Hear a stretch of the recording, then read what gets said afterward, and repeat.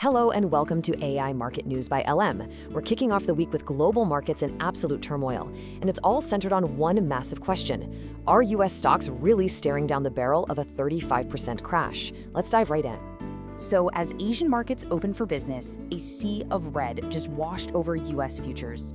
And look, this isn't just a small pullback. It's a huge signal of a deeply negative start to the trading week in the West, with all the major indices pointing sharply lower. This dramatic reaction is making some serious analysts sound the alarm. Ed Yardeni from Yardeni Research has actually raised the odds of a full-blown market meltdown to 35%, and he's tying it directly to the escalating risks of war. So what on earth is causing this sudden panic? Well, the answer lies in a massive, and I really mean massive, shock to the global energy market. Over the weekend, the conflict brewing in the Middle East caused European natural gas futures to spike by as much as 30%. That is a staggering move that has everyone's attention.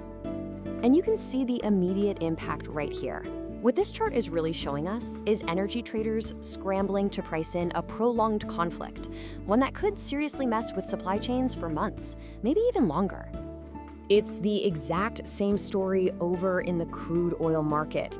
Both of the major benchmarks, WTI and Brent, have just exploded higher.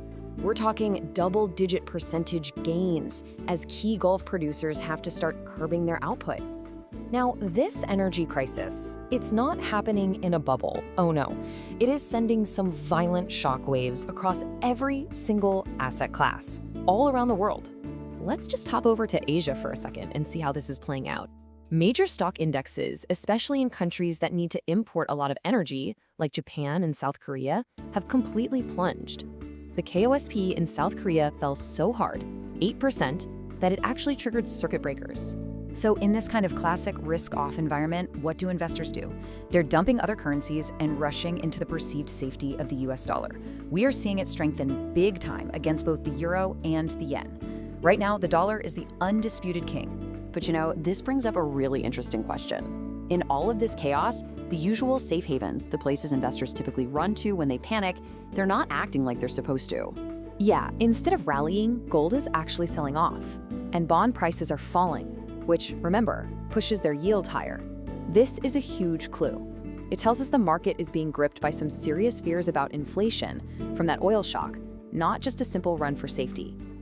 So with all this chaos, just how scared is Wall Street? Well, believe it or not, we can actually put a number on the emotion that's driving the market right now. We're going to look at the Fear and Greed Index from CNN. It's a fantastic tool that basically boils down 7 different market indicators into one simple score. It goes from 0, which is extreme fear, all the way to 100, which is extreme greed. And right now, that needle is buried deep in the red. We're seeing multiple indicators just flashing extreme fear. Take the VIX, for example. It's often called the market's fear gauge, and it has just surged over 13%. So, looking ahead, this whole perfect storm of geopolitics and market panic has created what is pretty much a nightmare scenario for central banks and really the entire global economy. So here's the bottom line. Policymakers are now caught between a rock and a hard place. On one side, we have surging inflation, thanks to that energy shock. And on the other, we have slowing economic growth, which we saw signs of in last week's weak US jobs report. This is the classic textbook definition of stagflation. And this dilemma, it basically ties the hands of the Federal Reserve. I mean, how can they fight inflation without totally crushing an economy that's already slowing down? It makes their next move incredibly uncertain.